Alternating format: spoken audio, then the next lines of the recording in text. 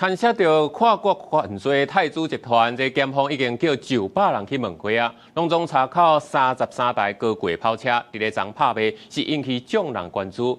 其中马王法拉利是1亿3500万来标出去，布加迪山地王是流标，这拍卖金额会全部收入国库。1号、3号先生拍定，恭喜马到成功。开1.35号抢限量超级跑车，马王法拉利得标者真欢喜，现场捡人的车也够遮。四大神兽来说，除了 Cayenne Sport 之外，基本上来说是 Porsche， 然后迈拉伦跟法拉利当时是等于是三大，他们说当时3大神兽。保时捷法王布加迪山地王、迈拉伦传奇 P1 甲马王法拉利4大亲手做伙，由迈拉伦 LM。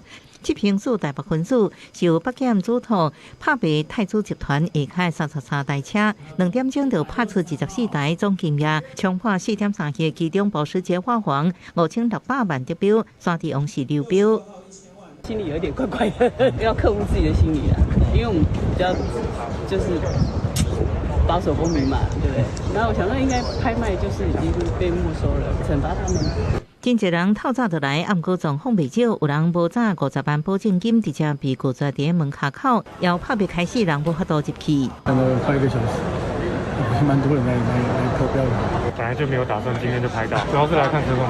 检方侦办专案遭靠名车内面，涉嫌跨国犯罪泰铢集团在台嫌犯500人被约谈。按国国内到即马暂时无被害者无限受害，这摆拍卖金额暂时先放入国库。台北地检署他有做一些希望我们做司法互助的请求，那法务部也跟美国跟帛琉。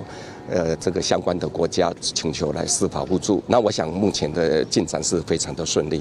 因为在台嫌犯期期特别晚啊，最近专案是不是都会增加？同款也受到大家注意。记者综合报道。